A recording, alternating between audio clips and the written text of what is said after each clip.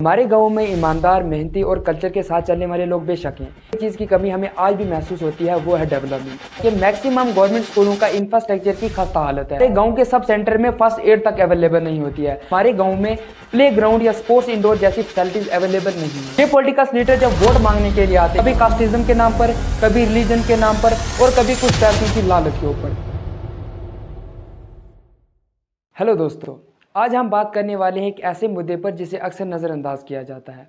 हमारे गांव में ईमानदार, मेहनती और कल्चर के साथ चलने वाले लोग बेशक हैं, लेकिन एक चीज़ की कमी हमें आज भी महसूस होती है, वो है डेवलपमेंट। और यही सबसे बड़ा सवाल उठता है कि आज के इस दौर में भी हमारे गाँव इतने बिछड़े हुए क्यों हैं।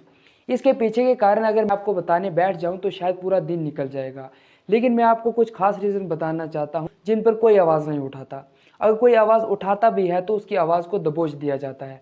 पहला हमारा एजुकेशन सिस्टम, दूसरा हेल्थ फैसिलिटीज़, तीसरा स्पोर्ट फैसिलिटीज़, चौथा और सबसे खास हमारे द्वारा चुने गए इरिस्पॉन्सिबल पॉलिटिकल लीडर। चलिए एक एक करके समझते हैं। पहले बात करते हैं एजुकेशन सिस्टम की, क्योंकि एजुकेशन ही किसी इलाके की बुनियाद होती है। सवाल ये है कि गवर्नमेंट स्कूलों में क्वालिटी एजुकेशन इतनी लो क्यों है। ग्राउंड रियलिटी ये है कि मैक्सिमम गवर्नमेंट स्कूलों का इंफ्रास्ट्रक्चर की खस्ता हालत है और क्लासरूम की कंडीशन इतनी ख़राब है कि वहाँ पर बैठना मुश्किल है। और मान लीजिए कहीं पर इंफ्रास्ट्रक्चर ठीक है तो वहाँ पर एजुकेशन लेवल बहुत ज़्यादा वीक है, रिसोर्सेज की कमी होती है, टीचिंग्स मेथड आउटडेटेड है। आज पूरी दुनिया एआई, कोडिंग और डिजिटल स्किल की बात कर रही है, लेकिन हमारे गांव के स्कूलों में स्मार्ट क्लासेस नहीं है, प्रॉपर कंप्यूटर्स लैब नहीं है और कई जगह पर तो बच्चे बेसिक कंप्यूटर तक इस्तेमाल नहीं कर पाते। इसका सीधा इम्पैक्ट हमारी अपकमिंग जनरेशन के ऊपर पड़ता है। जब उनका बेसिक क्लियर नहीं होता तो उनकी बुनियाद स्ट्रॉन्ग कैसे होगी। इसी वजह से आगे चलकर कॉम्पिटिटिव एग्जाम क्रैक करना इनके लिए बहुत मुश्किल हो जाता है। और यहीं पर एक इंपॉर्टेंट और अनकंफर्टेबल सा क्वेश्चन खड़ा होता है। गवर्नमेंट टीचर को प्रॉपर सैलरी मिलती है, जॉब सिक्योरिटी मिलती है, क्या पढ़ाने का लेवल उसी स्टैंडर्ड का होता है? अगर सब कुछ इतना ही अच्छा होता दोस्तों, क्या ज़्यादातर गवर्नमेंट टीचर अपने खुद के बच्चों को गवर्नमेंट स्कूल में पढ़ाते हैं? सच ये नहीं, क्योंकि वो खुद जानते हैं गवर्नमेंट स्कूलों में क्वालिटी एजुकेशन सिर्फ फाइल और रिपोर्ट तक महदूद रहती है। इसीलिए जब बात अपने बच्चों के फ्यूचर की आती है तो वो प्राइवेट स्कूल चूज करते हैं।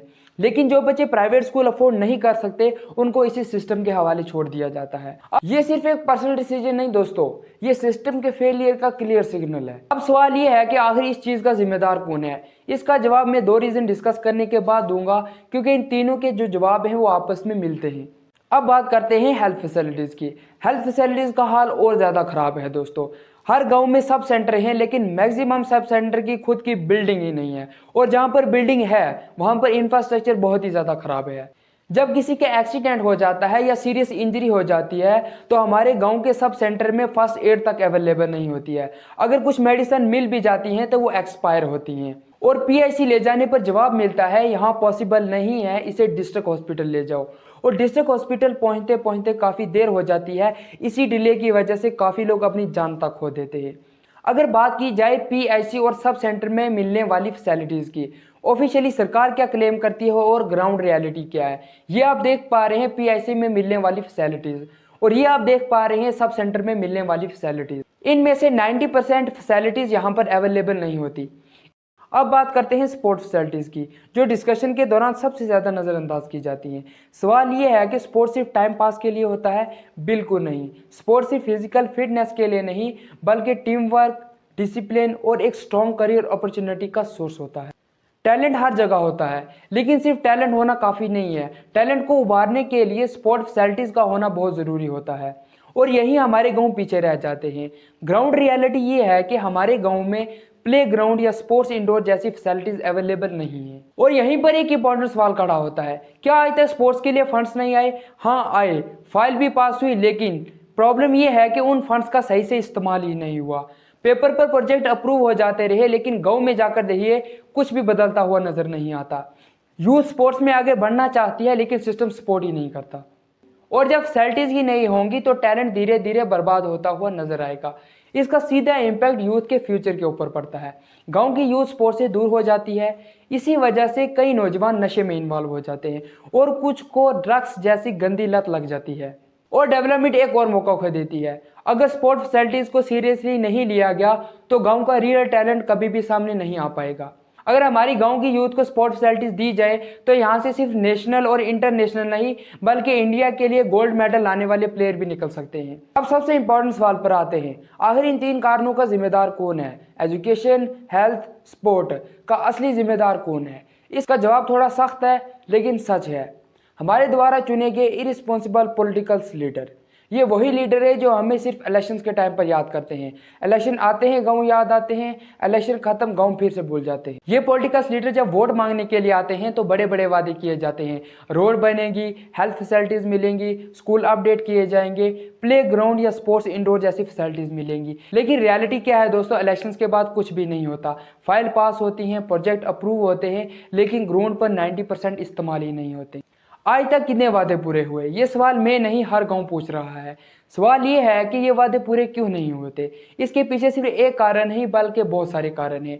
ये पॉलिटिकल लीडर जब वोट मांगने के लिए आते हैं तो अक्सर एक पुरानी पॉलिसी यूज़ करते हैं, डिवाइड एंड रूल पॉलिसी, ताकि लोगों का ध्यान असली मुद्दों पर से हटा दिया जाए।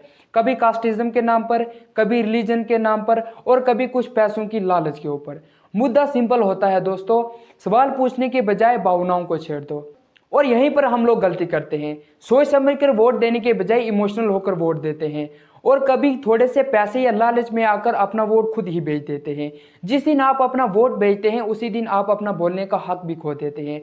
फिर इलेक्शन के बाद जब किसी लीडर के पास अपनी प्रॉब्लम्स लेकर जाते हैं तो जवाब मिलता है, हमने आपको वोट के लिए पैसे दिए थे। उस वक्त आपके वोट की कोई वैल्यू नहीं रहती।